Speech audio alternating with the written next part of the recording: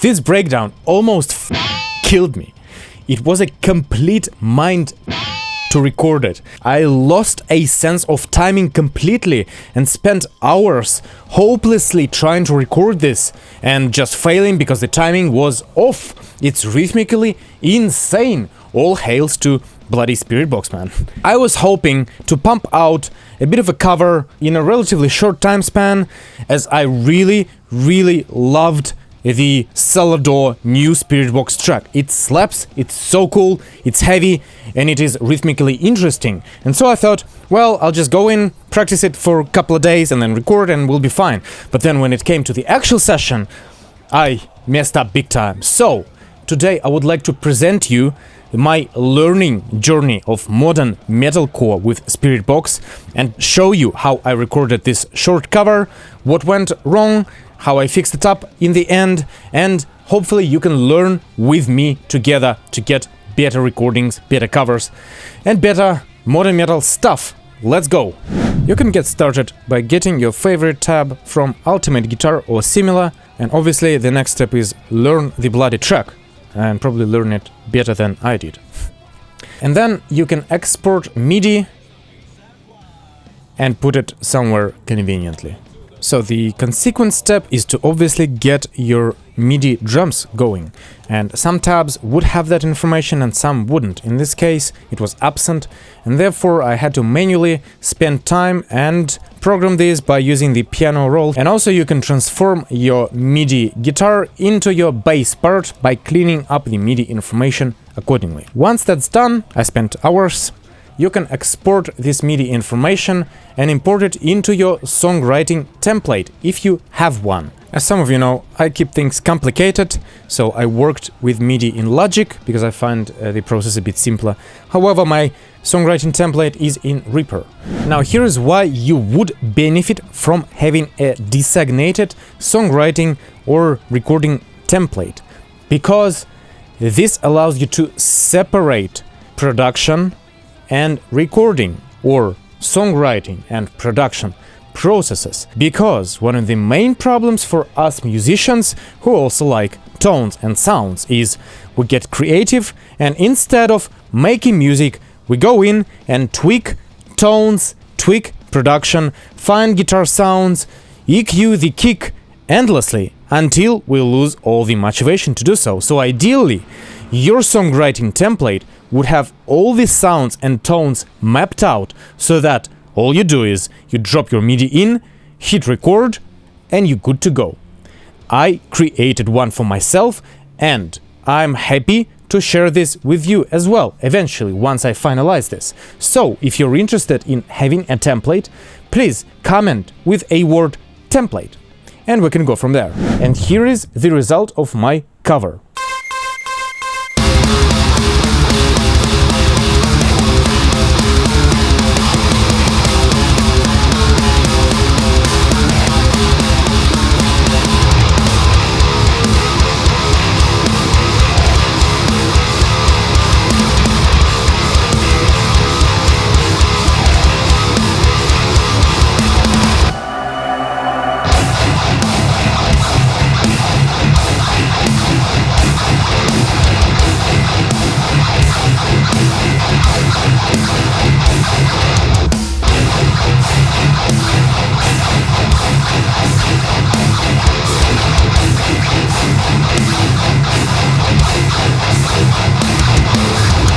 I'm Dr. Mike Trubetskov, and I'm here to bring valuable information on metal production, recording and mixing. So mate, please like and subscribe in order for the algorithm to push this value forward to your friends.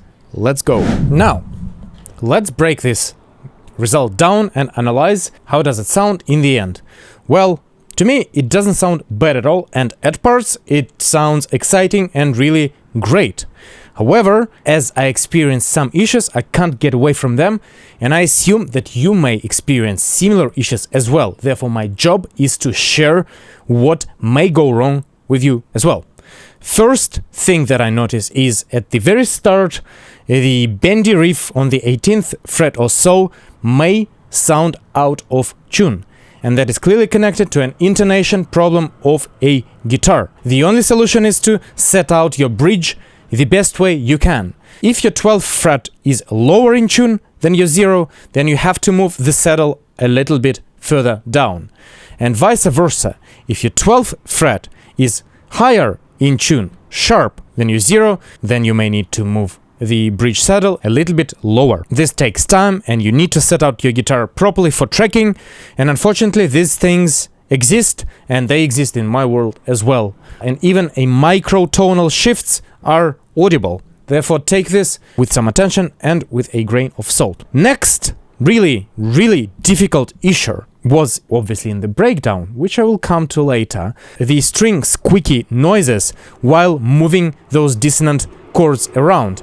And unfortunately, I am afraid that such issues are easy to encounter with many instruments, and that would be dependent mainly and primarily on your fret guitar positioning.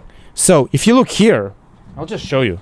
All this insane construction of sticky tape was to block unwanted noise in this guitar, and it did so. These strings did not ring out, and otherwise they would have, and it would have sounded crap, and so it did, and therefore I took more time to record with this blocked out. However, these squeals I was unable to get rid of completely, and partially my technique was responsible for that as well. The more I pushed the strings, the less squeakiness it gave. However, I couldn't resolve this fully, and look, if you know the easy solution to this, how to prevent squeakiness from happening, comment below please, because I was unable to, and I'm just afraid that this is the fret situation with this instrument here specifically.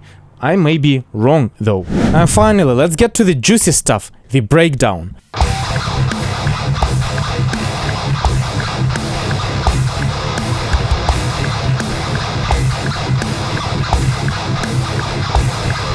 This is pretty embarrassing to show, but I have to be honest with you, and I have to designate what went wrong. So let's look into the rhythmic composition of this breakdown. In principle, this breakdown is very simple. It contains dotted eighth notes, a group of 6, which just repeats over and over up until that run. And it really couldn't be simpler as that.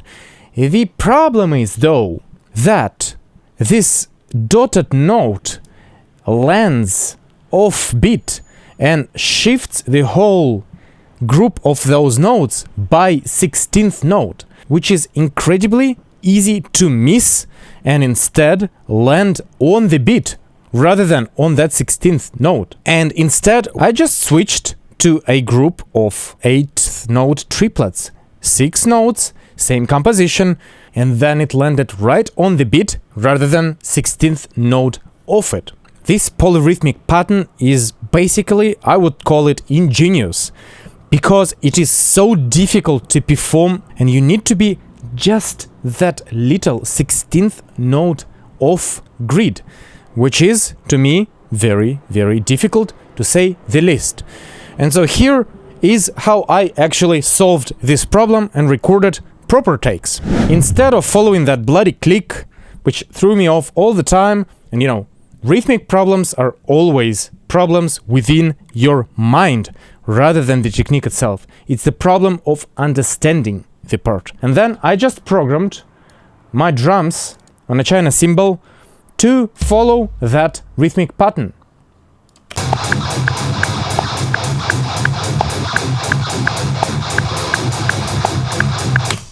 And that was easy enough to follow and record at least decent takes, which I cleaned up then. So here we go. This is how I recorded this cover. And yes, I admit that I sucked at the beginning, to say the least, but I think I made it work decently, and please let me know what you think of the result as well. I reckon being honest with you is probably the least I can do to serve the community, and I'm very keen to do so, to pay my respects to you and to Spiritbox for creating such a monumental track, in my opinion. If you like the sound of this template, please hit me up in comments by saying the word template. And if there is interest, I will continue creating this and sharing it with you eventually. I'm Dr. Trubetskov. I hope that this was useful, and cheers for watching. Until next time, take care.